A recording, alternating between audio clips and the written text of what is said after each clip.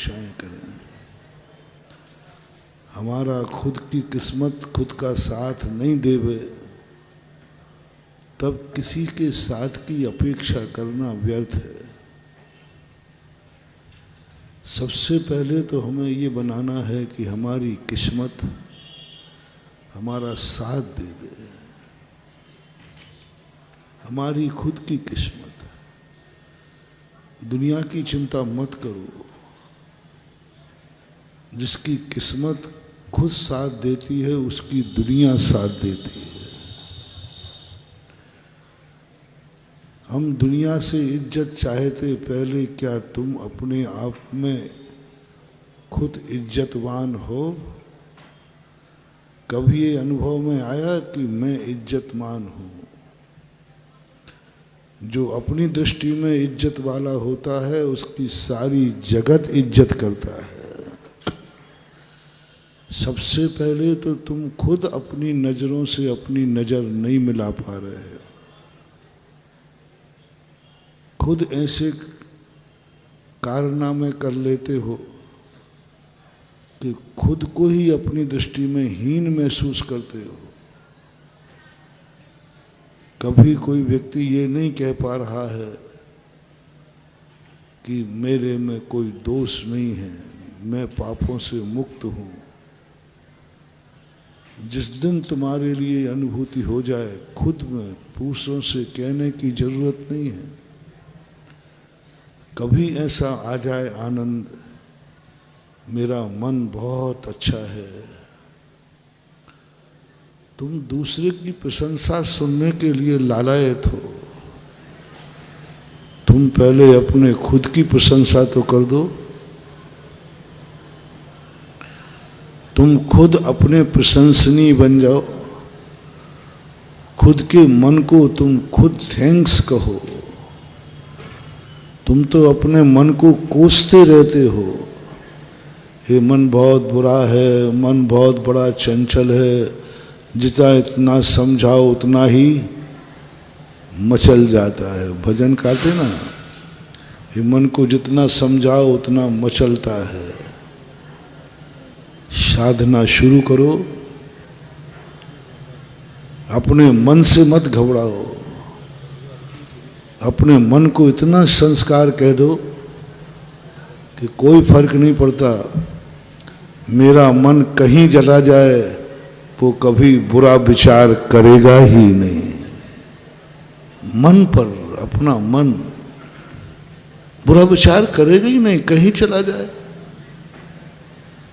कई माँ बाप ऐसे होते हैं जो कहते हैं तुम्हारा बेटा वहाँ खड़ा हुआ था, गलत दोस्तों मिले। बोले क्या फर्क पड़ता है,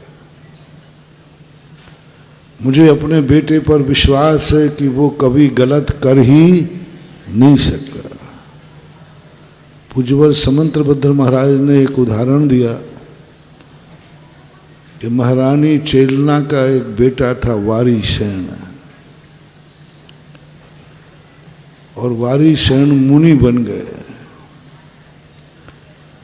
एक दिन वारी सेन ने समाचार भेजा मुनि बनने के बाद कि माता से कहो जाकर मेरे कि मेरा राज दरबार सजावें,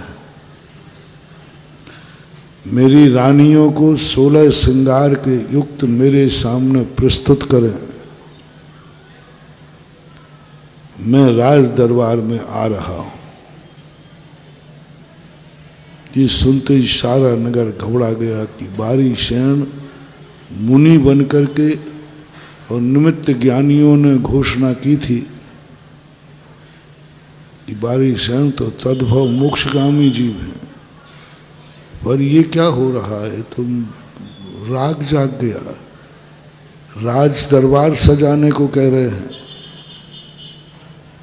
सारा नगर घबरा गया, सारे परिवार भयभीत हो गए। वारी सेन ने खुद समाचार भेजा है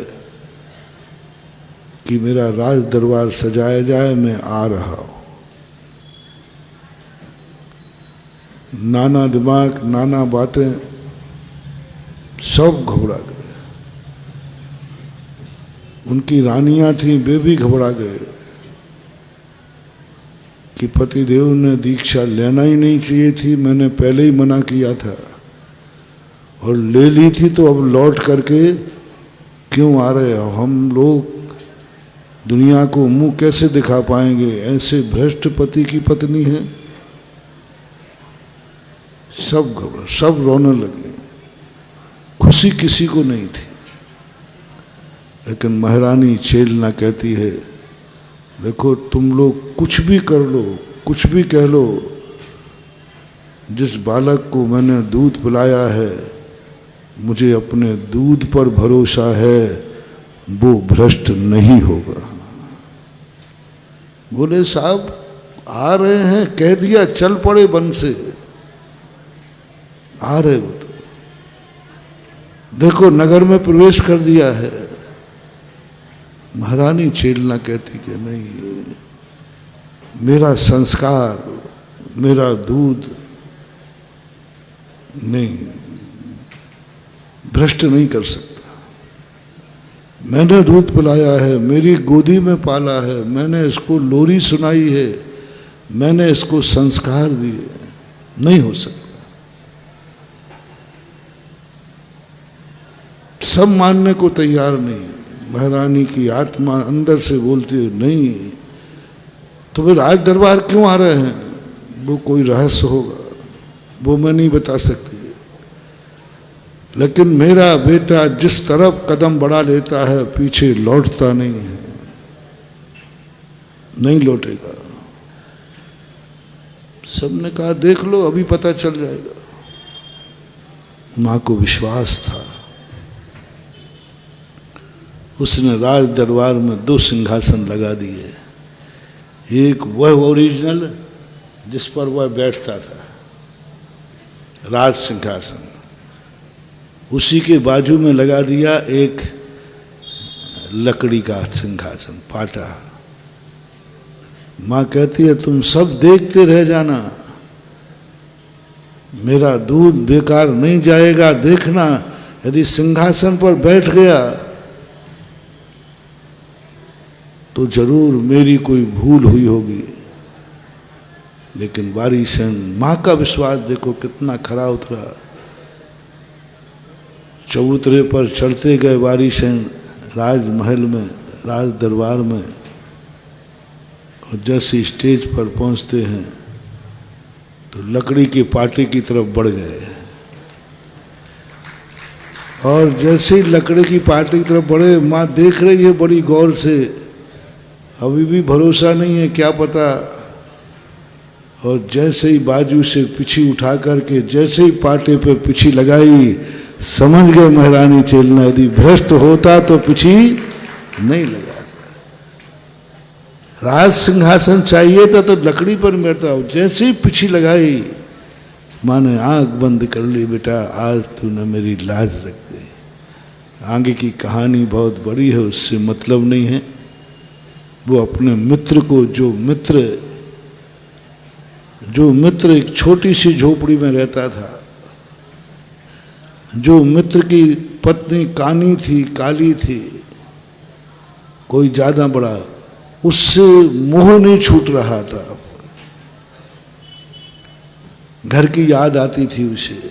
वो बार बार कहता था, मुझे तो घर की याद आती है, पत्नी की याद आती है। तो वारिसेन ने उसको दिखाना था, देख तेरे पास क्या था और मेरे पास क्या था। यदि छोड़ना ही है हे मित्र, तो ले, मेरा वारिस में गद्दी छोड़ के आया था, मैं इस राज दरबार को छोड़कर तुझे देता हूं। देख ले वैभव, देख ले ये मेरी अप्सराओं सी रानियां, देख लो ये मेरी माता श्री। इनको छोड़ने के बाद मुझे कभी इनकी याद नहीं आई। तुझे पुष्पदाल को ये देखकर आपने ये सब छोड़ा है? बोले हाँ। और पुष्पदाल ने, वो तो बैठा था क्योंकि जिंदगी में पहली बार एक ही सिंहासन खाली था, लकड़ी पर तो बैठ गए महाराज, और पे बैठ गया। उस पर जाकर के बाद में जाकर के वैराग को प्राप्त हुआ। मित्र तुरंत चल पड़े। अब नहीं पूछा मैं जा रहा हूं, चल दिया। आते समय तो सूचना भेजी थी,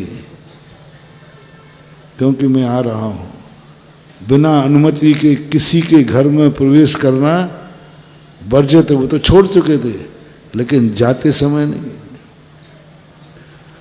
आते समय चतुर्मास निष्ठापन के समय आपको सूचना देना पड़ती, भाई मैं चतुर्मास स्थापन कर रहा हूं। लेकिन विहार करते समय तुमसे नहीं पूछूंगा। तुम सोते रहना और हम खिसक जाएंगे। पूछने की जरूरत ही नहीं।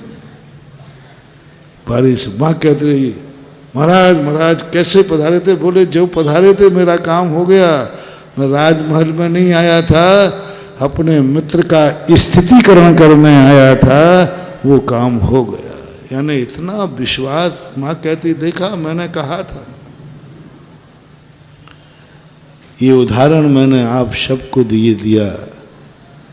क्या तुम्हारा मन को कह सकते हो कभी मेरा मन कहीं भी चला जाए कभी बुरा नहीं विचारेगा?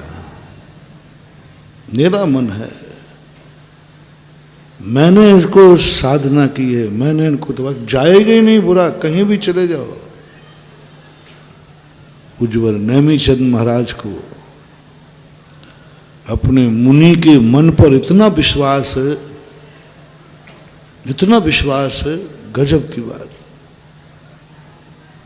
नेमीचंद महाराज कहते हैं कि हमें अपने मुनि के मन पर इतना विश्वास है, वो कहीं भी चला जाए कुछ बुरा सोचेगा ही नहीं। जम किंच विचिंतन्तो निरीह वित्ते हवे जदा शाहु लद्दु नम यत्तम तहाउ तम निश्चयम सिद्ध। मुनि को कह दिया, हे मुनि तुझे जो चिंतन करना है वो चिंतन कर, कुछ नहीं, जो करना हो, जो देखना है वो देख, जो सुनना है वो सुन, जो बोलना, जहां जाना है वहां जा, कोई पाबंदी। वृत्ति के लिए देशव्रत है, नियम करो कि मैं भारत से बाहर नहीं जाऊंगा, नियम दिया। हम मुनियों का त्याग नहीं है, कोई भी व्रत नहीं है हम लोगों का कि हम कहाँ नहीं जाए। तुम लोगों को कहा बोलो प्रतिमा, 2 प्रतिमा लेते ही कहा तुम देश व्रत लो, कहाँ कहाँ नहीं जाओगे। प्रतिदिन दिग्व्रत दिलाया, सुबह उठ करके निर्णय करना पड़ता है प्रतिमाधारी को, आज मैं इस मोहल्ले में जाऊंगा, आज मैं इतना चलूंगा, प्रतिदिन करना पड़ा। प्रतिमाधारी का सबसे बड़ा 90% वृत्ति दिग्व्रत में दोष लगाते हैं। 90% वृत्ति। मैंने कई प्रतिमाधारियों को पूछता हूँ, भाई आज का तुम्हारा दिग्व्रत क्या? देशव्रत तो ले लेते हैं कि हम भारत से बाहर नहीं जाएंगे, हम यहाँ वहाँ नहीं जाएंगे, सब व्रत लेते, लेकिन दिग्व्रत जो प्रतिदिन लिया जाता है सुबह उठ करके, आज मैं इस बाजार में जाऊंगा, इसमें नहीं जाऊंगा, आज मैं इस तरफ जाऊंगा, प्रतिदिन करना है। कई वृत्तियों से मैंने पूछा, मैंने कहा आज का आपका दिग्व्रत क्या है? बोले महाराज सभी दिशाएं खुली हैं, नहीं चलेगा, दोष है।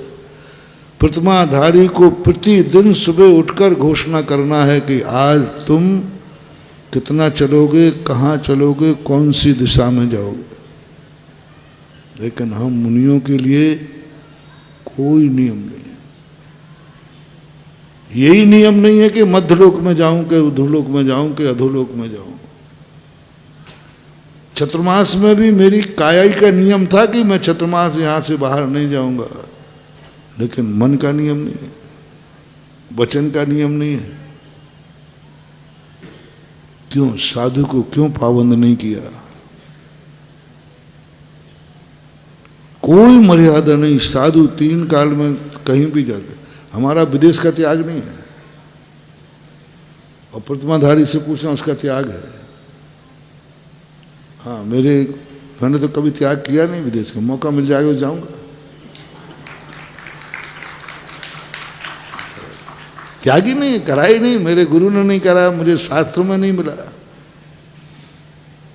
त्याग है ही नहीं, कहीं का त्याग नहीं। 3 लोक में हम कहीं भी जा सकते हैं, कभी भी जा सकते हैं।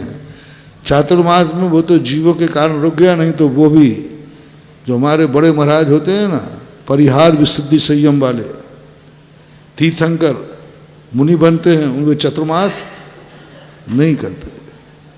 यानी साधु को इतनी छूट, श्रावक को इसलिए मना किया क्योंकि ये कहीं भी जाएगा वहां कोई ना कोई खुरापाती करेगा।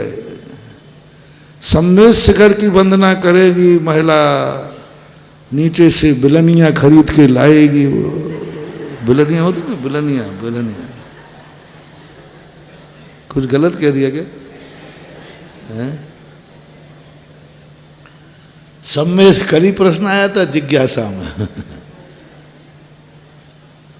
सब में शिखर की बंद, वो कुछ ना कुछ बाजार वंदना छूट जाए तो छूट जाए, लेकिन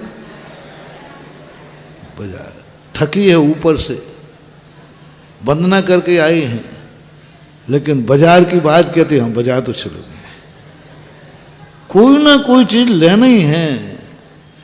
बिना शॉपिंग के घूमने का मतलब क्या? कुछ ना कुछ तो शॉपिंग होना ही चाहिए।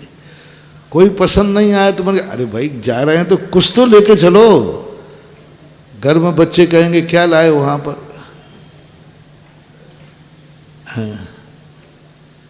सम्मेद शिखर जाके क्या लाए? सम्मेद शिखर की माटी लाए, लो सबको तिलक करो और मजे करो। नहीं, कोई ना कोई सामान तुम लाओगे, तुम कुछ ना कुछ गलत कर ही लोगे। इसलिए उन्होंने कहा कि सीमा बांध दो। और साधु को नेमिचंद महाराज के उत्तर दिया इसका, मैंने तुम्हारे लिए इसलिए सीमा नहीं बांधाई क्योंकि तुम सारी दुनिया में घूमोगे, लेकिन किसी भी वस्तु को खरीदने का भाव, बाजार से गुजरा है, खरीदार नहीं है, दुनिया में रहता है लेकिन दुनिया का मालिक नहीं है, तलबगार नहीं है।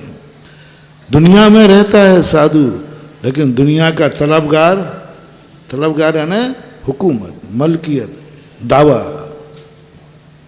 बाजार से गुजरा है लेकिन खरीदार, प्रतिदिन मैं बाजार से तो गुजरता हूँ। ललितपुर के तो सबसे ज़्यादा बाजार घुमाया ललितपुर वालों ने, लेकिन दुकानों से पूछ लो, मैंने कुछ भी नहीं खरीदा। यहाँ से सीधा नीची गर्दन करके जाता हूँ, सीधा बड़ा मंदिर, नया मंदिर, हटा मंदिर, बस सीधे आए सीधे जाओ। वो जानते थे, उनका कोई सीमा नहीं, तुम जहाँ भी जाओ जाओ, क्योंकि तुम्हें सारा संसार पवित्र है, क्योंकि तुम्हारे मन पवित्र है। कुछ भी देखूं मैं, कोई पाबंदी नहीं है, देखता नहीं हो तुम लोग कारण से। तुम लोग कहोगे देखो महाराज जी पिक्चर देख रहे,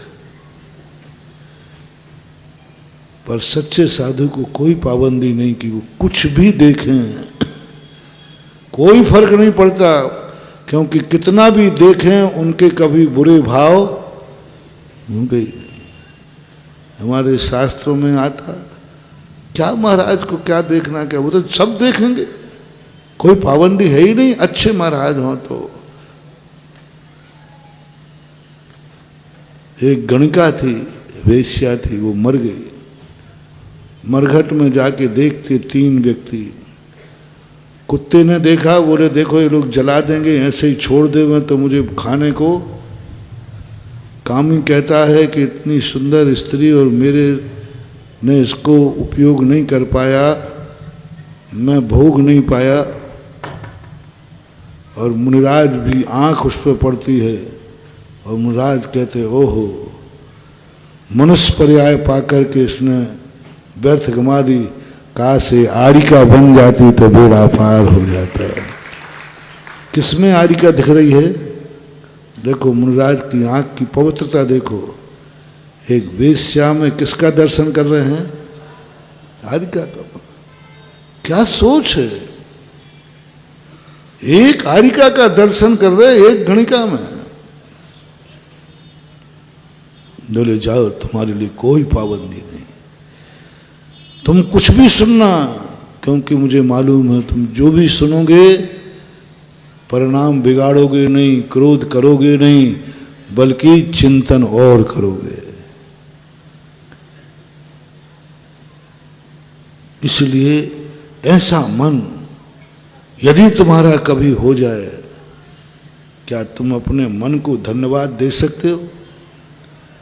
क्या तुम अपने मन को इज्जत दे सकते हो? क्या तुम अपने मन को कह सकते हो कि मैं, हे मन, मैं तुझे पाकर धन्य हूं, क्योंकि आज तक तूने मन में कभी बुरा विचार, जो मुझे बुरा लगे, मेरे परिवार को बुरा लगे, सबको। तुम्हारे मन की इज्जत तुम्हारे हाथ में ही नहीं है। तुम खुद कह रहे हो मेरा मन बुरा है। जब जिसको घर में ही इज्जत नहीं, उसे बाजार में कौन इज्जत देगा? जिसमें तुम्हारे लिए भरोसा नहीं कि मेरा मन बहुत बुरा है, कम से कम इतने अच्छे बन जाओ, मन को इतना अच्छा बना लो और मन इतना अच्छा बन जाए कि मन की प्रशंसा स्वयं करो, मेरा मन बहुत अच्छा है। गर्व करो, गर्व करो। देखो मेरा मन नहीं होता तो कितनी अच्छी अच्छी बातें सोचता है, कितनी अच्छा अच्छा चिंतन करता है, कितना अच्छा अच्छा कार्य करता है। ओह, अपने मन पर भरोसा करो, विश्वसनीय बनाओ मन को, जिसका तुम दावा कर सको कि मेरा मन कहीं भी चला जाए लेकिन मेरा मन कभी गलत नहीं करेगा, ऐसा विश्वास।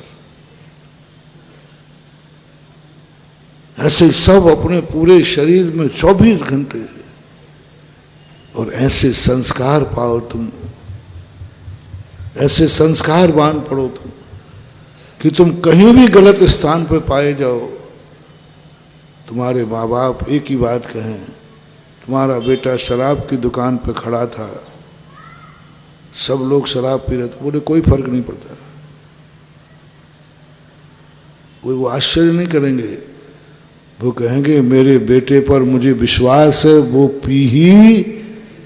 क्या तुम ऐसे बेटे हो?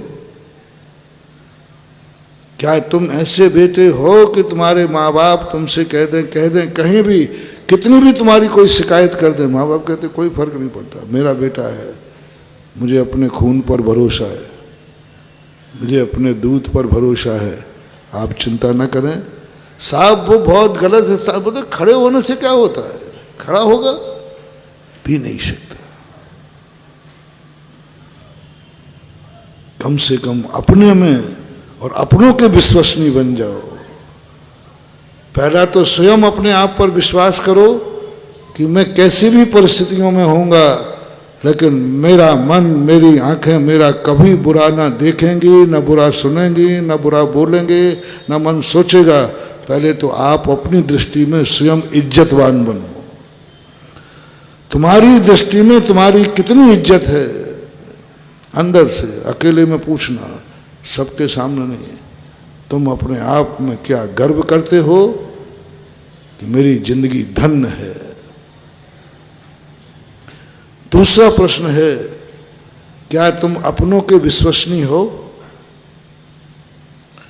क्या अपनों के विश्वसनीय हो? तुम्हारी माँ कह सकती है कि कोई फर्क नहीं पड़ता, मेरा बेटा, बेटा तू तो जहां जाना चिंता ही नहीं करती, रात में 11 बजे लौटा कि 12 बजे लौटा कि 2 बजे लौटा, कहाँ गया था कहाँ नहीं गया था। माँ कहती आप थोड़ा बेटे के ख्याल रखा करो, कभी भी आ जाता है, 12 बज जाए तो आ रहा है, 11। बोले मुझे कोई चिंता नहीं, मुझे अपने दूध पर भरोसा है, मेरा बेटा 12 बजे आए चाहे 2 बजे आए, वो कुछ गलत करके नहीं आएगा, ये मेरा दावा है। क्या तुम्हारी माँ ऐसा कह सकती है?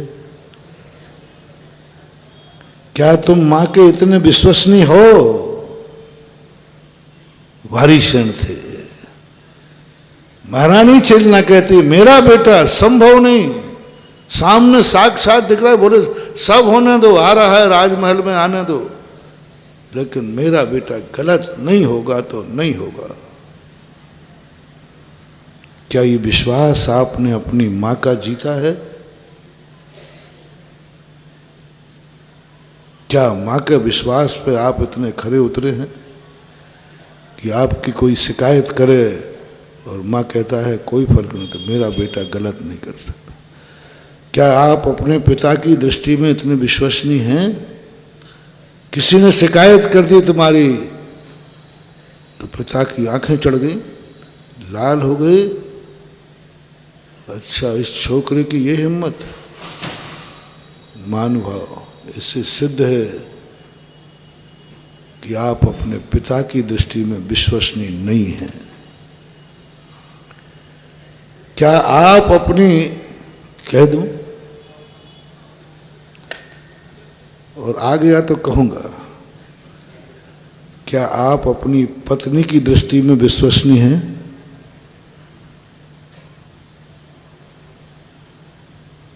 ऐसा सन्नाटा छा गया है। क्या तुम्हारी पत्नी कोई तुमसे शिकायत करे कि तुम्हारी फलाने वो वहाँ थे, क्या पत्नी कह सकती है कोई फर्क नहीं पड़ता, मुझे अपने पत्नी पर, अपने पति पर, मेरे सुहाग पर विश्वास है, कुछ नहीं हो सकता, मेरा पति गलत नहीं हो सकता, कोई दुनिया की ताकत नहीं बिगाड़ सकती? सेठ सुदर्शन के लिए पत्नी से कहा तुम्हारी इसके लिए देखो ये, तो कहते कोई फर्क नहीं। रानी इनको उठा के ले गई, 3 दिन कमरे में बंद रखा और अश्लील हरकतें की।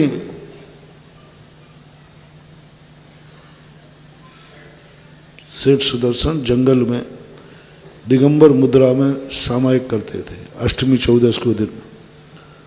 उसी अवस्था में महारानी अभया ने उनको उठवा लिया। राजमहल 3 दिन तक अश्लील हरकतें की, दिगंबर भेष के साथ, नग्न भेष के साथ। जब लौट के आते हैं तो माँ, सब लोग कहते देखे कहाँ तक सुरक्षित रहेगा तुम्हारा पति? सुदर्शन सेठ की पत्नी कहती है मेरा पति है, मैं दावा कर सकती हूँ आकाश के तारे जमीन पे आ सकते हैं, लेकिन मेरे पति को कोई महिला प्रलोभित नहीं कर सकती, दुनिया में पैदा नहीं हुई मेरे अलावा। मेरे अलावा मेरी पत्नी को कोई दुनिया का व्यक्ति लोभित नहीं कर सकता, कोई दुनिया में ऐसी औरत पैदा नहीं हुई जो मेरे पति में विकार पैदा कर दे। क्या ये दावा तुम्हारी पत्नी कर सकती है? क्या तुमने पत्नी को इतना विश्वास दिलाया है? क्या इतना विश्वसनीय है? क्या तुमने अपने जीवन को ऐसा बनाया कि कोई तुमसे कुछ कहे, कहने जाओ मेरी पत्नी से पूछ लो यदि मेरा ऐसा हो? चारित्र के संबंध में सबसे बड़ी गवाही किसकी मानी जाएगी? मान लो कोई आरोप किसी ने लगा दिया, सबसे बड़ी गवाह है पत्नी। यदि पत्नी कह दे कि मैं दावा करती हूं, दुनिया कहे ऐसा है, बोले क्या फर्क, दुनिया के कहने से क्या फर्क पड़ता है, मैं कह रहा हूं मेरा पति गलत नहीं। क्या इतना विश्वास जीता है आपने? क्या अपनों की दृष्टि में इतने विश्वसनीय हो? क्या तुम संसार में इज्जत मांगोगे? तुम्हारी इज्जत तुम्हारी पत्नी की दृष्टि में नहीं। तुम इधर आंख थोड़ी सी उठाई नहीं, किसका डर लग रहा है? वो देख रहे, कहां देख रहे हो? इसका अर्थ है कि उसको मालूम है कि तुम अच्छे आदमी नहीं हो। नहीं है विश्वास। क्या तुम पड़ोसी के विश्वसनीय हो? अब जब तुम अपनों के विश्वसनीय नहीं हो पा रहे हो तो मैं और बीच में आ जाऊं? क्या गुरु कह सकता है तुम्हारा मेरा भगत है? क्या मैं कह सकता हूं? कहे महाराज जी वो आप एक व्यक्ति शराब पी रहा था, गुटखा खा रहा था और वो आपके शिविर में भर्ती हुआ था, तो क्या मुझे ये सौभाग्य दोगे कि मैं कह सकूं? कोई फर्क नहीं पड़ता। यदि मेरा शिवरार्थी है तो वो खा ही नहीं सकता। क्या तुमने गुरु का विश्वास जीता? क्या गुरु के पास शिकायत पहुंचने पर वो दावा करेंगे? नहीं, हो ही नहीं सकता। साहब मैंने आंखों से देखा है, बोले तुमने देखा होगा तो तुम जानो, तुम्हारी आंखें जाने, लेकिन मेरा शिवरार्थी गलत नहीं हो सकता। मेरा शिवरार्थी रात में खा ले, हरे राम, मेरा शिवरार्थी गुटखा खा ले, असंभव। आकाश के तारे जमीन पे आ सकते हैं लेकिन शिवरार्थी कभी व्यसनी नहीं हो सकता। शिवरार्थी शराब गुटखा नहीं खा सकता। ओ सारे जगत के शिवरार्थियों, क्या यह विश्वास तुमने गुरु को दिलाया? क्या गुरु ये विश्वास दिलाया कि गुरु कहीं भी कह दें महाराज वो आपका जो भगत था ना, भगत जो आपके बिल्कुल आगे पीछे घूमता था, कमंडल लिए रहता था, 24 घंटे साथ रहता था, और वो ऐसा मैंने देखा है। गुरु कहते तुमने देखा होगा जिसको मैंने एक बार आशीर्वाद दिया है, जिसके माथे पर मैंने गंदोदक लगाया है, वो मेरा चेला कभी गलत नहीं हो सकता। क्या ये विश्वास हम दिला सकेंगे अपने गुरु को? दिला सकेंगे गुरु को? कह सकेंगे कि नहीं, लोगों को इतना विश्वास था। अदालत में भी जैनी की गवाही नहीं मांगी जाती थी, अंग्रेजों की अदालतों में, जो अंग्रेज किसी पर विश्वास नहीं करते। मुगलों के राज दरबार में जो किसी पर विश्वास नहीं करते, किसी ने अपराध लगा दिया, इस व्यक्ति ने ये किया है, कौन है? बोले जैन है, बुला उसको। राजा इतना ही कहता था, जैन साहब मैं तुम्हारी कोई गवाही नहीं मांगूंगा, तुम खुद अपने आप में बोल दो मैंने किया है या नहीं। राजा जानता था जैनी फांसी पे चढ़ जाएगा, सूली पे चढ़ जाएगा, लेकिन झूठ। क्या राजा का विश्वास जीता है तुमने कभी? जैनी है, जैनी है, मर जाएगा, झूठ नहीं बोलेगा। ये विश्वास राजा का, प्रजा का, जनता का, दुनिया की दृष्टियों में जैनी है, वो रात में नहीं खा सकता, खा ही नहीं सकता, संभव नहीं है। जैनी नॉनवेज आज तक किसी भी भोजन को शाकाहारी किसी जाति के नाम से किया गया तो कौन जाति है? क्यों? क्या संसार में और जातियां नहीं है? पर जैन फूड्स क्यों कहा गया? जैन भोजन, यहां तक कि प्लेनों में भी, प्लेन में भी दो ही भोजन बनते, जैन और एक सामान, दूसरे की जाति के नाम से क्यों नहीं? क्योंकि संसार में ऐसा बहुत मुश्किल है जो ये कह सके संसार की हमारी सारी जातियां कभी मांसाहार नहीं करती। सारा जगत जानता है कि जैनी है तो नियम से शाकाहारी ही होगा, मांसाहारी हो ही नहीं सकता। सूर्य पश्चिम से निकल सकता है लेकिन जैनी कभी मांसाहारी। क्या ये विश्वास सारे जगत को है? क्या आप कायम रख सकेंगे? क्या दुनिया के इस विश्वास को कायम रख सकोगे? बहुत बड़ी चीज मानो। हम और कुछ करें या ना करें, लेकिन जो हमसे विश्वास करते हैं हम उनसे विश्वासघात नहीं करेंगे। और कुछ करो या न करो, कुछ करो या ना करो, पर जो जो मेरे पर विश्वास करते हैं, सारी समाज जैनी पर विश्वास करती है कि जैनी मांसाहारी, सारी दुनिया जैनी पर विश्वास करती है जैनी रात्रि भोजन नहीं करता, जैनी अभक्ष नहीं खाता। बस जो दुनिया का विश्वास है, बस इस विश्वास को बनाए रखना, तुम्हारी 11वीं वर्षगांठ भक्तांबर की सफल है। 11वीं वर्षगांठ पर तुम्हें एक वरदान दे रहा हूं कि एक विश्वास, जैनी के प्रति जो दुनिया का विश्वास है, दुनिया का विश्वास है कि जैनी कुछ भी हो जाए ये नहीं खा सकता, ये नहीं कर सकता, बस उस जैनी के विश्वास, जो उनका विश्वास मत तोड़ना, अपने गुरु का विश्वास मत तोड़ना। गुरु ने जिस ढंग से तुम्हारी बात कही है, बस गुरु का विश्वास नहीं, गुरु की दृष्टि में विश्वसनीय बने रहो, और गुरु दावा करके कह सके चिंता मत करो। एक बार शायद मैं एक उदाहरण सुनाया होगा आपका, जैसे मान लीजिए और ले लीजिए साथ में ललितपुर का, किसी ने कहा कि महाराज जी ये ललितपुर के, और किसी ने कहा महाराज जी ये ललितपुर का नहीं है। तो गुरु जी कहेंगे इससे इतना पूछ लो, भक्तांबर पाठ आता है?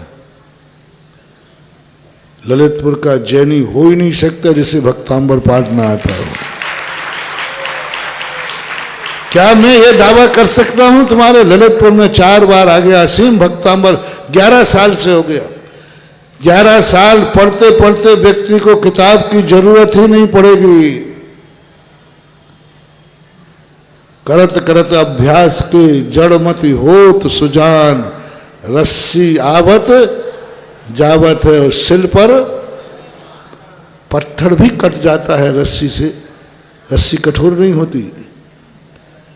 लेकिन कुएं की पाठ पे देखा आपने रस्सियों के, तो अपनी बुद्धि इतनी पत्थर थोड़ी है। क्या मैं दावा कर सकता हूं कि ललितपुर का जो भी बच्चा होगा, जो भी व्यक्ति होगा, जो महिला होगी, पूछ लो से भक्तांबर पाठ आता है कि नहीं? आता है तो वो ललितपुर का है, और नहीं आता तो वो ललितपुर का नहीं हो सकता। बस इतनी सी बात है। जिनको भक्तांबर नहीं आता वो ललितपुर के नहीं है। अभिनंदन नाथ भगवान से कह दूंगा, भगवान आप ललितपुर वालों पर कृपा रखना, और ललितपुर वालों की पहचान ये है, बस आगे आप जानो और आपका काम जानो। अपन तो थर्मामीटर तो बनाएंगे। हनुमान जी ने पूछा था रामचंद्र जी से कि रामचंद्र जी हम अशोक जी भगवान में आकाश मार्ग से उड़ता हुआ जा रहा हूं, बार बार कितने राज्यों में उतरूंगा? तो कुछ ऐसा बता दो जिससे मैं ऊपर से ही देख लूं कि अयोध्या भारत है या लंका है। तो श्री राम ने क्या कहा?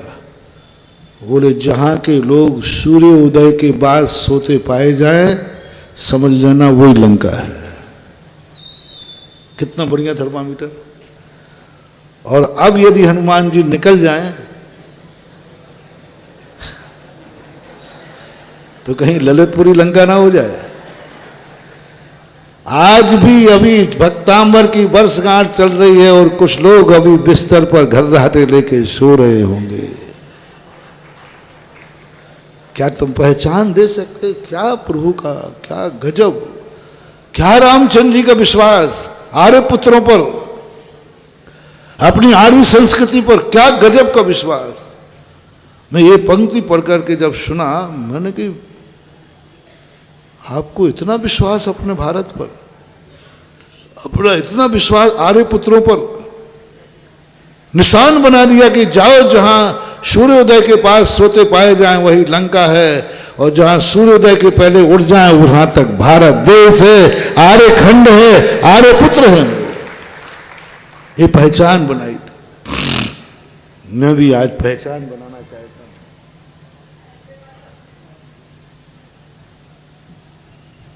ललितपुर की कि जहां ललितपुर के परिवार के हर व्यक्ति को भक्तांबर याद हो, समझ लेना वही ललितपुर है, वही ललितपुर का जैनी है। क्या यह तुम्हारा गुरु यह दावा कर सकेगा? क्या दावा करने का मौका दोगे? यह है विश्वास, यह है बरदस्त। और जैसे ही किसी ने कह दिया नहीं हो तो पूछ लो, पूछा तो तुम भक्तांबर सुनाते पाए गए, उस समय जो मेरी वर्णाएं निकलेंगी तुम्हें दुआ की, 100 जन्म तक भी तुम फलते फूलते रहोगे। क्योंकि तुमने गुरु का इतना विश्वास जीत लिया कि गुरु कह रहा है कि जाओ ललितपुर है, तो हर घर में भक्तांबर याद, किसी से भी पूछ लेना भक्तांबर याद है। क्योंकि ऐसा हो ही नहीं सकता। प्रभु अखंड भक्तांबर आपके यहां चल रहा है, असीम भक्तांबर चल रहा है, और ललितपुर का व्यक्ति 24 घंटे में एक बार भक्तांबर नहीं पड़े, ये हो नहीं सकता। सूरज पश्चिम से निकल सकता है, लेकिन ललितपुर वाला भक्तांबर पड़े बिना सो नहीं सकता, सो नहीं सकता। रात के 10 भी बजेंगे, 11 भी बजेंगे, 12 भी बजेंगे, कहीं से आएगा, सोने के पहले भक्तांबर पाठ अभिनंदन नाथ भगवान के चरणों में पड़ेगा, तभी सोएगा। ये ललितपुर की पहचान मैं बनाना चाहता हूं। क्या बना पाऊंगा? क्या आप ये मौका दे पाएंगे? अभी भी कितने % भक्तांबर में आते हैं? पूरी समाज कितनी है भाई? अक्षय जी, वैसे नहीं बता पाओगे तो अभी सामूहिक भोजन किया था ना, उससे थालियों से बता देना। उसमें तो सब आए थे, सब आए थे ना, इतने आए थे कि ये पंडाल भी छोटा पड़ा, तो बड़नी कॉलेज में भोजन किया तुमने, बड़ा पंडाल, और सब आए।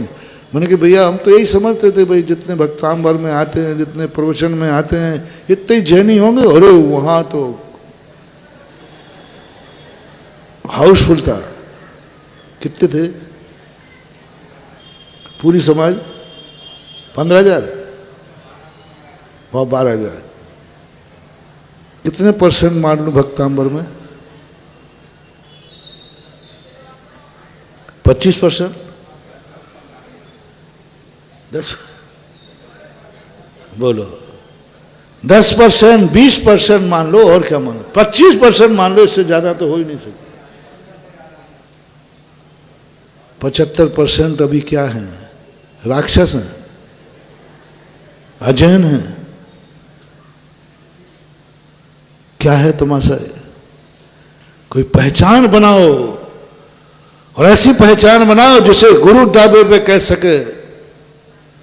हर माताओं को मैंने चतुर्मास में कहा था, 8 वर्ष से बालक होते ही उसको एक ही नियम दो, बेटा जब तक तू भक्तांबर पढ़ने नहीं जाएगा, ना तो घर में सो पाएगा, ना भोजन मिलेगा।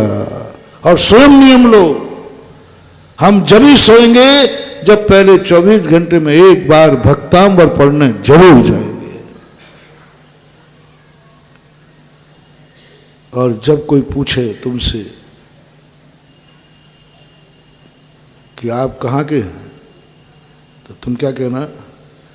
भक्तांबर प्रणति मौल मणि पिर्वाणा मुद्योते कम दलित पापतमो वितान सम्यक प्रणम में जिन पाद योगम योगादा वालंबनम भव जले पतताम जनाना। कोई पूछे भाई मैं पूछ रहा हूं आप कहाँ के हो, कहना अभी तक नहीं समझ पाए, अभी तक नहीं समझ पाए। भक्तांबर पाठ पढ़ रहा है, इसका अर्थ है कि जबलपुर का है। ये बच्चा पढ़ से पूछ लीजिए, हमारे पूरे परिवार से पूछ लीजिए। संसार में पूरे परिवार को भक्तांबर किसी को नहीं आता है। ये हिसाब ललितपुर में बनना चाहिए कि परिवार के हर सदस्य को भक्तांबर आता है। आज ये नियम लेना है। ये 48 मांड ने बनाए, ये तो अभी तुम पूजा कर लेना, मेरा मारना मर रहा है। मेरा मारना ये है, वे 48 नामों से शुरू की जाए कि हमारे परिवार का हर व्यक्ति को भक्तांबर कंठस्थ आता है। वो रिकॉर्ड बनाओ, अगली वर्षगांठ पर उनको पुरस्कार दिया जाए, उन परिवारों को जिनके परिवार के हर व्यक्ति को भक्तांबर कंठस्थ हो, हर व्यक्ति को। 8 साल का बच्चा है तो 9 साल के ऊपर 1 साल की छूट दी जाए। 1 साल की किसके लिए छूट दी जाए? याद करने के लिए। 9 साल के बाद का ऐसा कोई घर, ऐसे घर ढूंढो, ऐसे अगले भक्तांबर अगली वर्षी पर यह हो जाए कि इतने परिवारों के 9 साल से ऊपर हर व्यक्ति को भक्तांबर कंठस्थ आता है। वे परिवार के सदस्यों को यहां पुरस्कृत किया जाए, क्योंकि वे हैं ललितपुर की ध्वजा, वे हैं आशीर्वाद के पात्र। 11वीं वर्षगांठ पर यदि मुझे पाया है तो मैं तो भाई ऐसे प्रसन्न होऊंगा कि मैं चाहता हूं पहचान बने तुम्हारी, विश्वास गुरु जीत जाए कि नहीं, जाओ भक्त ललितपुर का ही है, क्योंकि इसके परिवार के हर व्यक्ति को भक्तांबर याद।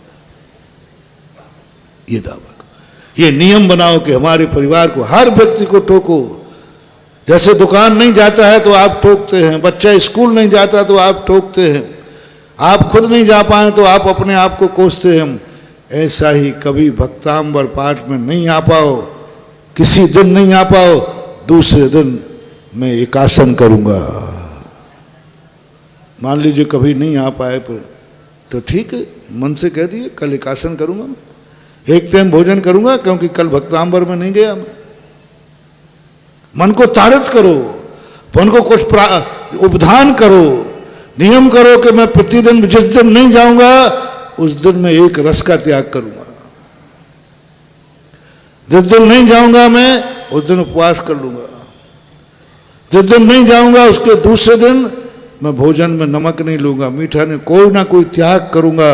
मन को एहसास कराओ कि नहीं जाने का परिणाम क्या निकलता है। भय, बच्चा और मन भय से कंट्रोल में आते हैं, बच्चा और मन भय से कंट्रोल में आते हैं। और आप लोगों को इतिहास बनाना चाहिए, कोई साधारण निधि नहीं है महानुभाव। दुर्भाग्य है कि तुम लोग नहीं समझ पा रहे हो। बालम वनम भव जले पतताम जनानाम, जो प्रवचन के पहले हमने शुरुआत की थी। क्या करोगे? संसार में कोई बचाने वाला नहीं, तैर तैर के मर जाना, कभी किनारा आना ही किनारे नहीं आना। गहराइयों में डूब डूब करके मर जाओ, तुम तलहटी नहीं पा पाओगे, और डुबकी लगाई तो ऊपर नहीं आ पाओगे। लाख उपाय करना, कितने भी शक्कर घोल देना, समुद्र का पानी मीठा होने वाला नहीं है, कभी नहीं होगा। संसार तो कितना भी कुछ कर लो, संसार तो खारा था, है, और संसार तो अपार था, रहेगा, उसका कोई पार नहीं। बस एक ही बात, क्या पूज्यवर मानतुंग आचार्य कहते हैं, सम्यक प्रणम्य जिन पाद युगम बालम वनम भव जले पतताम जनानाम। इसमें मात्र है भगवान आपके चरण कमल, और आप ही मेरे आलम्बन हैं, और कोई दूसरे तारने का उपाय है ही नहीं। गजब का दावा ठोक रहे हैं। बालम वनम भव जले पतताम जनानाम।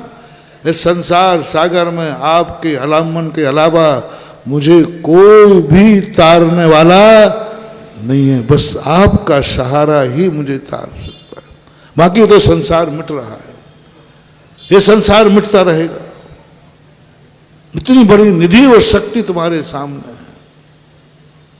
और तुम लोगों को 2 बातें जो मैंने तुम्हें असीम दी हैं ललितपुर वालों, एक तो 24 घंटे में एक बार भक्तांबर, और साल भर में एक बार भक्तांबर विधान।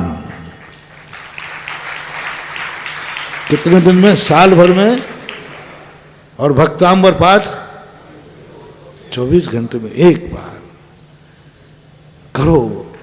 जब भी रिश्तेदार आए उनको नियम बना दो, मेरे घर में यदि तुम आए हो, जो भी रिश्तेदार आएगा उसकी पहचान होकर ललितपुर जाओगे तो ध्यान रखना, इतना टाइम निकाल के जाना कि वहां के जाकर के भक्तांबर पढ़ने तो जाना ही पड़ेगा।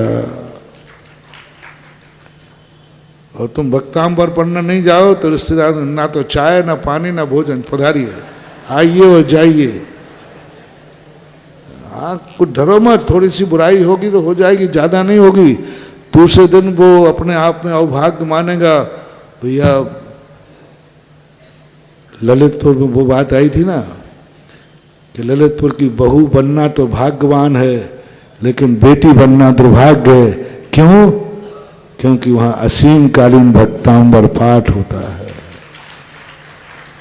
ये महसूस करने लगी महिलाएं कि यहाँ की बहू बनना तो संभव है। बेटी का एक प्रश्न था जिज्ञासा में, हो सकता है कि वो भक्तांबर पाठ से, और कहा भी था महाराज जी ससुराल जाऊंगे वहां भक्तांबर नहीं मिलेगा। मेरी भाभी कितनी भाग्यवान है, उसे ललितपुर की ससुराल मिली, और मैं क्या दुर्भाग्यवान हूं कि ललितपुर छोड़ करके जा रहा हूं। मैंने क्या बात है? बोले यहाँ असीम कालीन भक्तांबर मिलता है, हम 24 घंटे में भक्तांबर पढ़ते हैं। क्या है ये सब परिणाम, क्या है उपलब्धि? एक स्वाभिमान के साथ करो। कभी भगवान के सामने भी बैठ के कह सको भगवान मैं वही भक्त हूं जो मेरे परिवार पर संकट आया है। मालूम कौन है? जो 24 घंटे में पूरा परिवार आपका भक्त है। थोड़ा भी पुण्य है तो भगवान की वरगणाएं तुम्हें ट्रेन के नीचे से निकाल करके और भक्तांबर में बुला लेगी। थोड़ा करो तो सही। टाइम खूब है आपके पास, समय खूब है, बस एक भावना का सवाल है।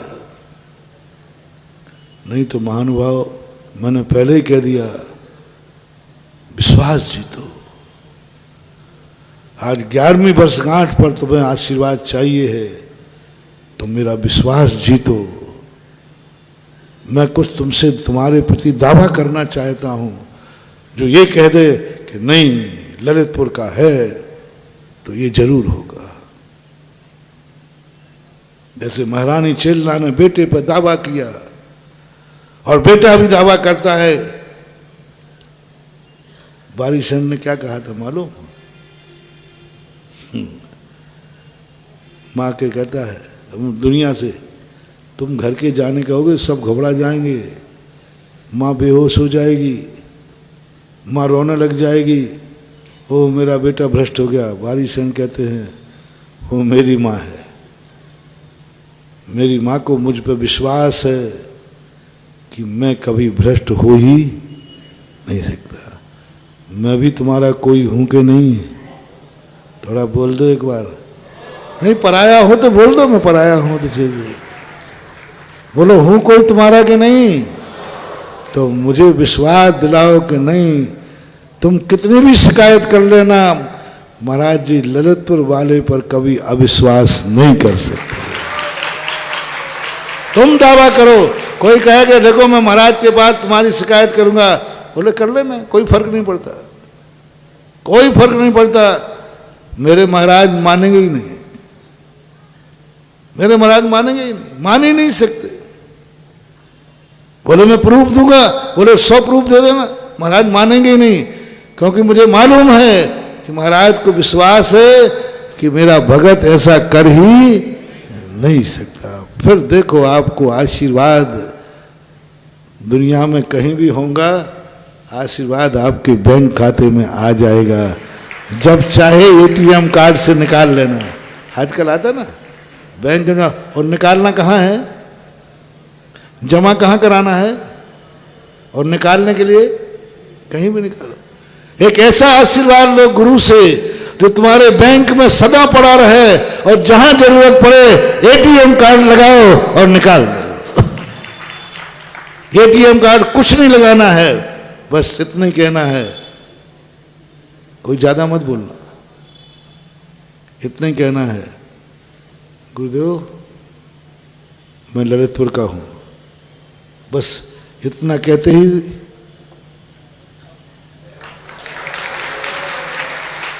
कुछ नहीं कहना, इतना ही कहना काफी है, मैं ललितपुर का हूं। ये आदत हमारे सांगानेर के संस्थान के बच्चों ने पकड़ ली। बहुत भीड़ भाड़ होती है ना, अब वो बच्चे हम कुर्ता पजामा टोपी पे देखा है, और वे कभी कभी पैंट शर्ट में आ जाते, तो मैं पहचान नहीं पाता, मैं पहचाने में बोलते ही नहीं, आते हैं चाहते, महाराज जी मैं सांगानेर संस्थान का छात्र हूं, तो मेरी आंख अपने आप उठ जाती है, हाथ उठ जाता है, अपने आप उठ जाता है, ये सांगानेर का छात्र है, क्योंकि ऐसा अनुराग उससे हो गया कि वो विद्वान है जो 5 साल अध्ययन किया है, ये विद्वान है जो स्मरण संस्कृति का रक्षक है। अपने आप 100 लोगों में भी कि मैं एक की तरफ भी आंख उठा के नहीं देख रहा हूं, अपने कार्य में लगा हूं, और कोई ये आवाज करे तो महाराज जी मैं सांगानेर छात्रावास का हूं, आंख भी उठ जाएगी और हाथ भी उठ जाएगी। ऐसे महानुभाव, कितनी भी भीड़ हो, हम कहीं भी हो, बस तुम इतना ही कहना है।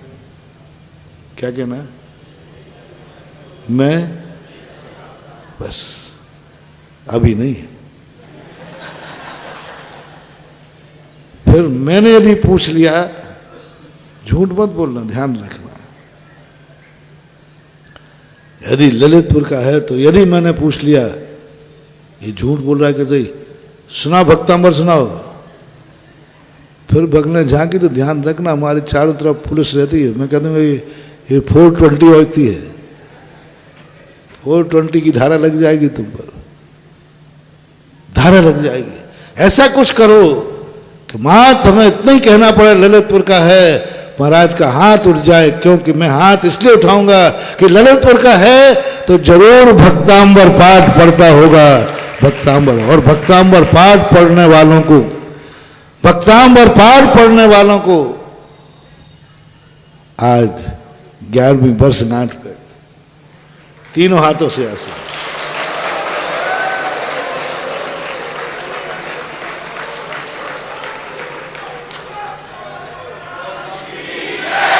जो निरंतर भक्तांबर 24 घंटे में, बाहर की बात अलग है, बीमारी हारी की बात है, 24 घंटे में एक बार भक्तांबर पढ़ते हैं, उन सब के लिए मेरा तीनों हाथों से आशीर्वाद है। 24 घंटे में एक बार। किसकी तरफ देखो? अंचल जी है नियम? नहीं, अभी अलग है, वो तो वो समय का था, अभी अलग है। अभी बैंक में जमा करा रहा हूँ, एफडी बना रहा हूँ, अब सवार की तो एटीएम कार्ड से निकलेगा। 24 घंटे में एक बार ललितपुर रहो तो अखिलेश, ब्रह्मा विष्णु महेश सब सुधर गए तो सारा जगत सुधर जाएगा। अक्षय बाबू आज हो जाए, जितने स्टेज पे बैठे और बैठो, स्टेज पे जितने स्टेज पे बैठे हाथ उठाएं, 24 घंटे में एक बार भक्तांबर के बिना हम सोएंगे नहीं। अब नीचे वाले हाथ उठाएं सब, 24 घंटे में ललितपुर रहो तो बाहर की छूट, बीमारी की छूट है, एक बार भक्तांबर पाठ जरूर पढ़ना। मान लीजिए यहां नहीं आ पाए किसी दिन, तो पढ़ने के पहले, सोने के पहले पढ़ लेना एक बार घर में बैठकर। बस भक्तांबर, हर व्यक्ति के भक्तांबर कंठस्थ होना चाहिए। मरने के बाद कोई यमराज भी वहां जाके पूछे कहां से आए, बोले ललितपुर में, सबूत क्या है? भक्तांबर सुन लीजिए, मैं ललितपुर का हूं। एक पहचान हो हमारी। कितने लोगों ने हाथ उठाए? अब तो हमने बहुत छूट दे दी कि यहां नहीं आ पाए तो घर में पढ़ो, अभी देख के पढ़ लेना, कोई बात नहीं, पढ़ना आना चाहिए, संस्कृत पढ़ना। ये बहुत बड़ी ताकत महानुभाव, बहुत बड़ी ताकत। इस संसार में कोई भी तुम्हें बचाने वाला नहीं है, कोई भी बचाने वाला नहीं। चलती चक्की देखकर दिया कबीरा रोए, 2 पाटन के बीच में साबुत बचा कोई साबुत नहीं। सब जाओगे महानुभाव, सब पिस जाओगे, सब उस संसार में डूबोगे, डूबते ही चले जाओगे। पूज्यवर मानतुंगाचार्य महाराज कहते हैं ले लो इनके चरणों का आलम्बन, ले लो भगवान का आलम्बन। जिन्होंने आलम्बन लिया वे ही बच सकते हैं, बाकी सबको डूबना है। ये चक्की चलती देखकर कबीरा रो पड़े। उनका बेटा कहता है, उनके बेटे का नाम था कमाल। बोले पिताजी आप रो मत। बोले क्यों नहीं रो बेटा, मर रहा हूं, तू भी मरेगा। सब जो आकाश और पृथ्वी के बीच में है सब मिटना है। बोले नहीं पिताजी, मैंने भी चक्की चलती देखी है। बोले क्या देखी, चक्की में गया पिसा। बोले नहीं, चलती चक्की देखकर दिया कमाल हंसाए, जो कीले से लग रहा ताकि पिसे बलाए। हाथ चक्की चलती थी ना, तो बीच में वो लोहे की डंडी होती थी, उसके किनारे पर वो पत्थर का पार्ट होता ना, उसमें एक लकड़ी की कुछ फंसती थी, क्या बोलते मुझे पता नहीं, म्यानी। उसके बीच में कुछ दाने कील से भर जाते हैं, कितनी चक्की घुमाओ लेकिन वे दाने बचे रहते थे। तो कमाल कहता है पिताश्री, जो कीले से लग रहा, जो दाने ने कीले का सहारा ले लिया, चक्की कितनी चलती रहे वो पिसेगी नहीं। इसी प्रकार तुमने भक्तांबर रूपी कील का सहारा ले लिया, जाओ दिया कमाल हंसाए, जो कीले से लग रहा ताकि पिसे बला है। क्या फर्क पड़ता है, मरेंगे भी तो भक्तांबर को पाठ करके मरेंगे, जिएंगे तो भक्तांबर। बस कील है तुम्हारे लिए। इस संसार में हर व्यक्ति को पिसना है, लेकिन भक्तांबर रूपी कील का यदि तुमने सहारा ले लिया, तुम लोगों को कहीं कुछ नहीं करने की जरूरत। जब भी कोई संकट आए तुरंत दौड़ो भक्तांबर पाद में, दौड़ो। कुछ नहीं करना तुम्हें, यहां वहां ना तो कोई चबूतरा पूजना है, ना कहीं दुनिया करना, कुछ नहीं करना।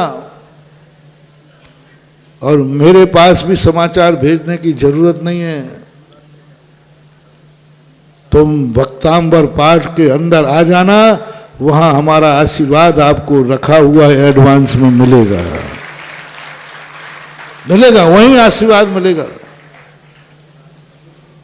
क्योंकि वो चीज ही ऐसी है। इसलिए ये जो अखंड पाठ, इसको कील मानो, तुम मानो। अपने बेटे से कहो बेटा सब काम कर या नहीं कर, 15 से 20 मिनट भक्तांबर में जा। 8 साल के बच्चों को भेजो, लाओ अपने साथ पढ़ाओ। और जब भी तुम्हारे यहाँ कोई भी रिश्तेदार की बता दी मैंने, कोई बहू आवे, सब कुछ तुम देखना, सब कुछ मांगना, जो तुम्हें करना हो करना। बस उससे एक बात मेरी पूछ लेना कि यदि ललितपुर में ससुराल बनाना है तो 24 घंटे में एक बार भक्तांबर पाठ पढ़ने जाना पड़ेगा, और हमारी बहू के लिए कोई शर्त नहीं, बस ये शर्त है मेरी। और जिस बहू से, जो बहू ललितपुर में इस शर्त के साथ प्रवेश करे और जो कराए, मैं आशीर्वाद देता नहीं हूं, लेकिन मैं दोनों हाथ से उनको आशीर्वाद देता हूं। वो कहते ना बाबुल की दुआएं, गुरु की दुआ लेती आ, ललितपुर में भक्तांबर के साथ आ जाओ, मेरी दुआ तुम्हारे साथ रहेगी। अद्भुत निधि, अद्भुत संस्कृति, अखंड पाठ, कृत्रिम चैत्यालय बना दिया। आज तक कृत्रिम चैत्यालय संसार में मात्र अकृत्रिम चैत्यालय होते हैं जिनमें कबाड़ नहीं बंद, 24 घंटे भक्ति चलती है। कृत्रिम संसार में किसी के नहीं है। वहां 2 स्थान ऐसे हैं, जबलपुर और जिसमें दोनों में कंपटीशन किया जाए तो अभी ललितपुर नंबर 1 पर है। जिस ढंग का उत्साह है, 11 साल के बाद भी उत्साह है, और 11 साल के बाद भी पढ़ने वालों की लाइन लगी है। 11 साल के बाद भी अभी भक्त लोग पढ़ रहे हैं। ये बहुत बड़ी उपलब्धि मानो, बहुत बड़ी उपलब्धि। और ऐसे जीवन को, यही क्षण है, बाकी जिंदगी तो निकल रही है, निकलती जाएगी, लेकिन जिंदगी ऐसी निकले जो सबके लिए विश्वास पात्र बने। कार्यक्रम है क्या और? हाँ, तो और विश्वासों के साथ आपको, बस आप सबको और अपने बच्चों को, सबसे बड़ा काम करो बच्चों को, माताओं बहनों, सबसे बड़ा काम करो अपने बच्चे बच्चियों के लिए। कुछ नहीं, तुम्हें डर लगता है कि बच्ची को कैसी ससुराल मिलेगी, कैसा घर मिलेगा, क्या मिलेगा, कुछ नहीं। जब तक वो तुम्हारे पास है, उसको भक्तांबर में बैठा लो, उसके जीवन की रक्षा भक्तांबर करेगा। बेटी का रक्षा कवच बनाओ। बेटी शादी के पहले, जब तक तू इस घर में है, भक्तांबर पढ़, बाद में भली चली जाएगी। जब तक वो कुंवारी है तब तक भक्तांबर पढ़ेगा, तो जीवन भर की एफडी उसकी इसी भक्तांबर से बन जाएगी। भक्तांबर देकर भेजो, बस भक्तांबर 25 साल, 20 साल, 10 साल, 5 साल भक्तांबर पढ़ने वाली बेटी दुनिया में जहां जाए एक ही पहचान हो कि ललितपुर की बेटी आएगी तो साथ में भक्तांबर भी लाएगी, भक्तांबर लाएगी। बिना भक्तांबर के वहां की बेटी मिलती ही नहीं है।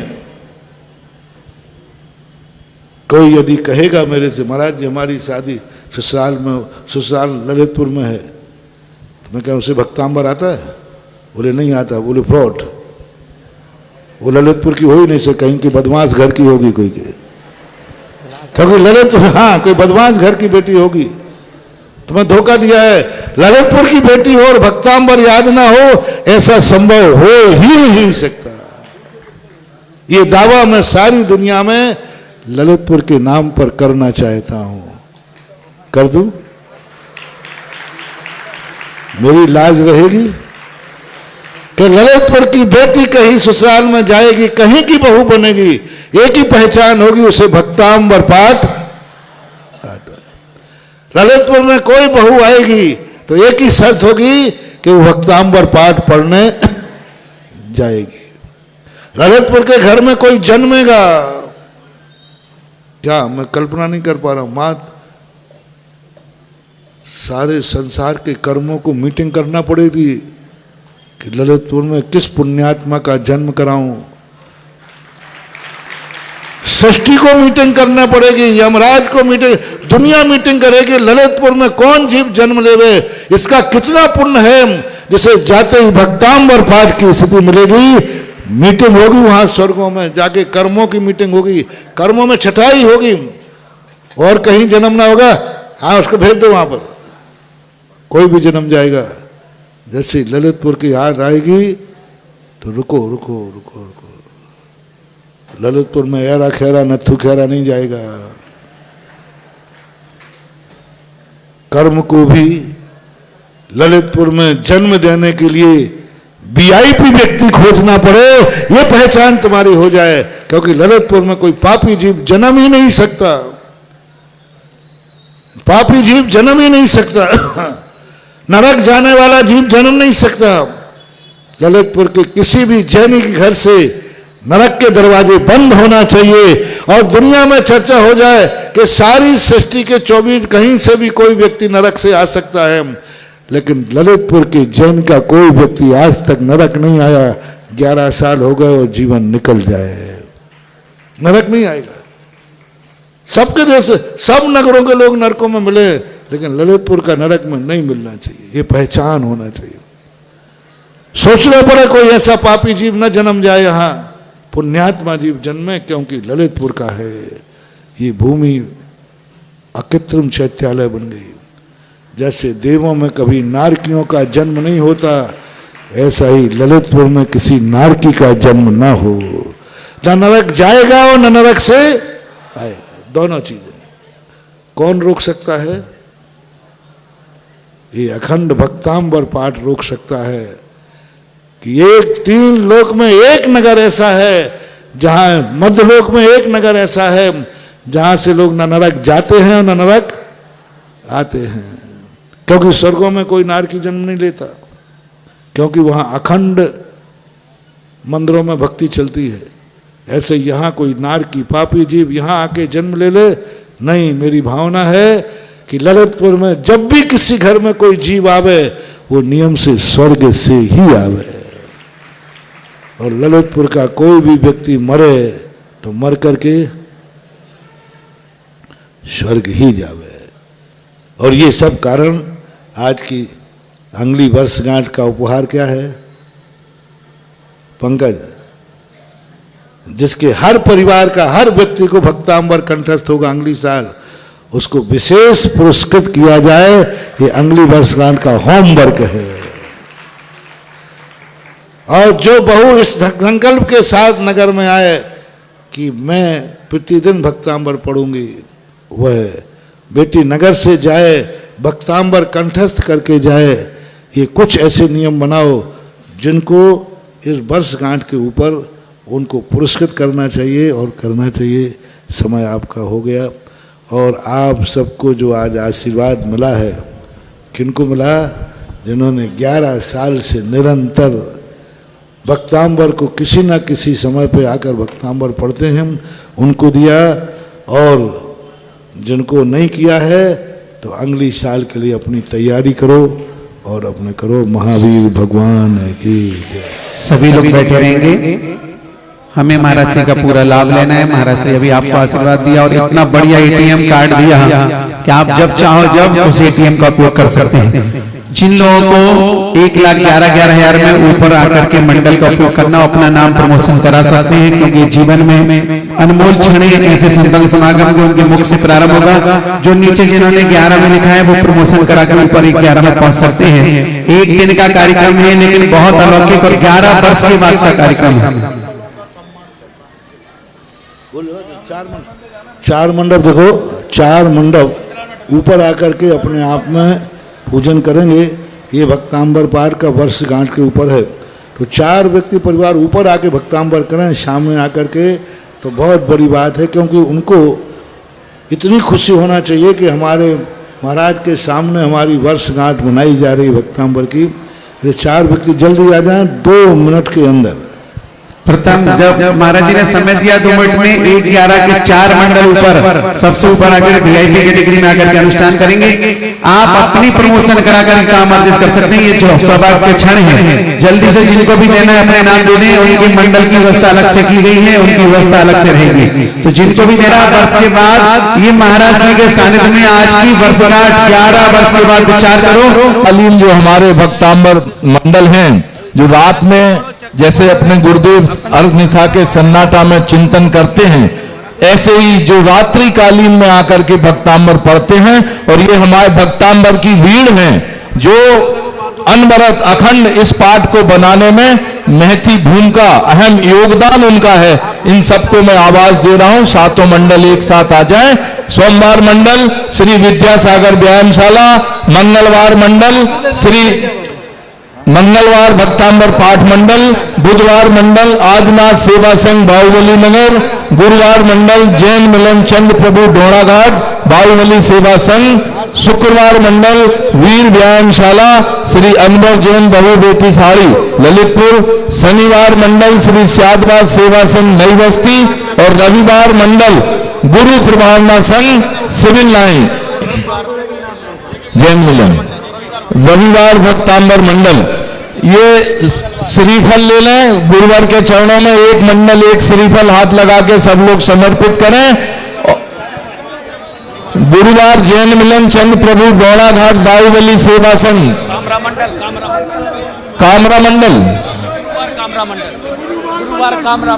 गुरुवार मंडल।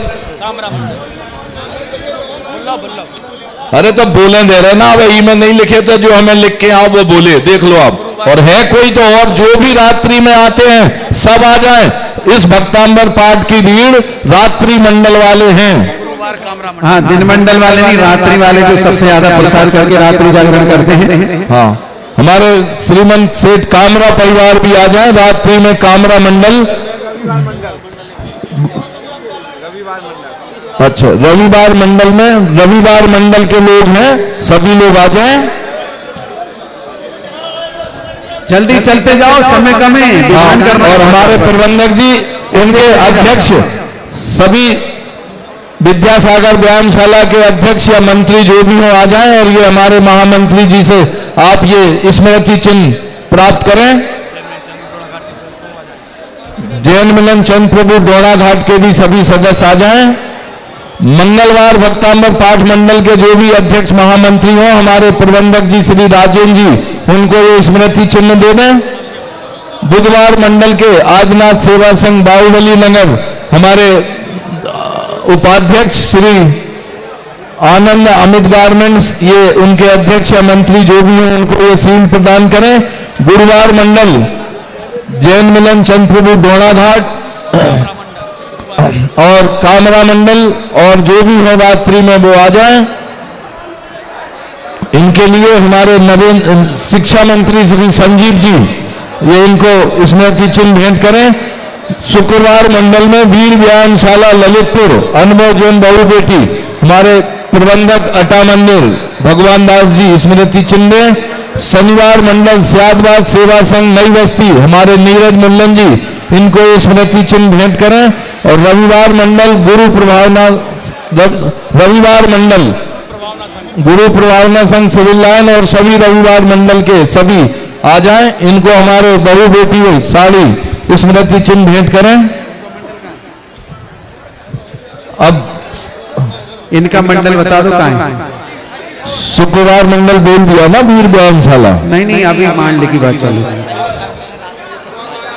और जो भी रात्रिकालीन में सहयोग करते हैं, चाहे किसी मंडल में हो चाहे नहीं हो, वो आके गुरुदेव के चरणों में श्रीफल चढ़ा सकते हैं। लेकिन वही लोग आए जो नियमित रात्रि में आकर के और भक्तांबर पाठ में अपना सहयोग देते हैं। हमसे हो गए काम ना अंचल जी?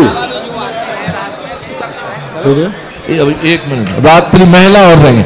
शनिवार जो अपना मंडल है सियादबाद सेवा संघ, किसका मैंने नाम लिया था उनके पास सील है, वो दे दें इन्हें। और रात को जो हमारी दिन में महिला मंडल है, बाकी सब लोग अब पुरुष वर्ग से अनुरोध है इस तरफ आ जाए। और महिलाओं को गुरुदेव का यहीं से आशीर्वाद दिलवा रहे सभी मंडलों को। आपको ये सील यहाँ पर हमारे नरेंद्र दास श्री प्रदान करेंगे। चलिए सभी लोग अपने अपने मंडल पर मंगल कलश ले लें। महाराज बस महाराज जी 11 नाम है।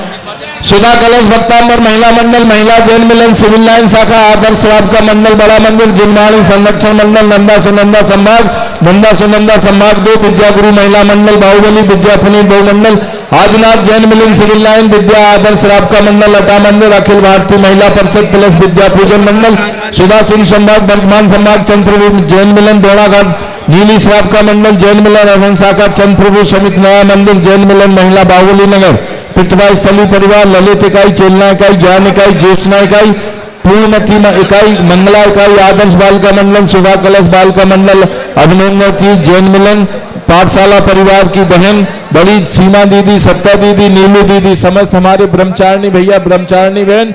और अभिषेक मंडल में पंकज सिमरा, सुधीर सिमनी, डिम्पल सतरवास, वैद जी, सुनील बाबू, आरती राजू पठा, सुनील जिजवान, अनिल नयागांव। और सबसे अहम जो करते हैं श्री अखिलेश गदियाना, श्री कोमल चंद गुरसोरा, जय जिनेन्द्र, अनुभव बहु बेटी साड़ी, नमस्ते।